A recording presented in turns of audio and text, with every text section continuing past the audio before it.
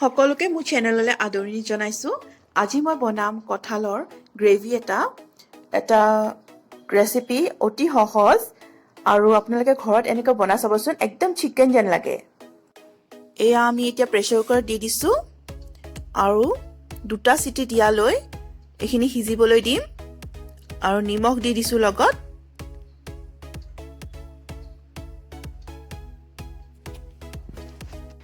এতিয়া এখন কেৰাহী গৰম কৰিছোঁ, তাত মই প্ৰথমে ৰিফাইন তেল দি দিছোঁ। আপোনালোকে নিজৰ আন্দাজত দিব ৰিফাইন, আৰু তাত মই ভাল ঘি ঢালি দিছোঁ 2 চামুচ। এতিয়া ইয়াত দিছোঁ মই ইলাচি, লগতে দিছোঁ তেজপাত, আৰু এতিয়া দিম মই পিঁয়াজৰ পেষ্ট, আদা নহৰু পেষ্ট।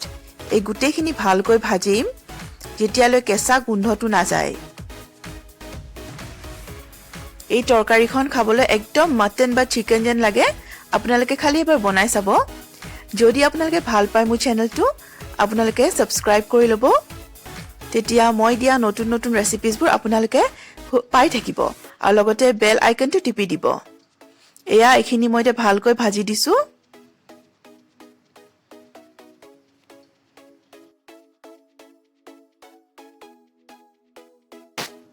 এতিয়া মই ইয়াত বিলাহী সৰু সৰুকৈ কাটি লৈছিলোঁ 2টা, সেয়া দি দিছোঁ, সেয়া দেখুওৱা নহ'ল। আৰু লগতে বইল কৰা কঁঠালখিনি একে যোগ দি দিছোঁ আৰু ভালকৈ লৰাই দিছোঁ।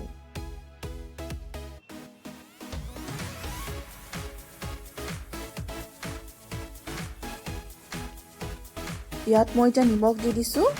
নিমখটো চাই ল'ব, কাৰণ প্ৰেছাৰ কুকাৰটো দিয়া হয়তো নিমখ।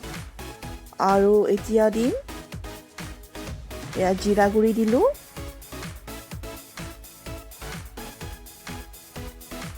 এয়া দিছোঁ মাটন মছলা, আপোনালোকে চিকেন মছলাও দিব পাৰে। এইখিনি এতিয়া ভালকৈ লৰাই দিম, খালি ঢাকি ঢাকি নাৰান্ধিব। ইয়াত এতিয়া মই কালাৰৰ কাৰণে কাশ্মীৰী মিৰ্চ অলপ এড কৰি দিছোঁ, এইটো অপশ্যনেল হয়। 4-5 মিনিটৰ পিছত দেখিছে আমাৰ তৰকাৰীখন হৈ গৈছে, তেল এৰিছে। বেছি ভাজিব দৰকাৰ নাই, কাৰণে অলৰেডি আমি বইল কৰিয়ে দিছোঁ। এতিয়া লাষ্টত ভাল ঘি অলপ ঢালি দিব ওপৰত, চেণ্টটোৰ কাৰণে বিৰাট ধুনীয়া লাগে তেতিয়া। এয়া আমাৰ তৰকাৰী হৈ গ'ল।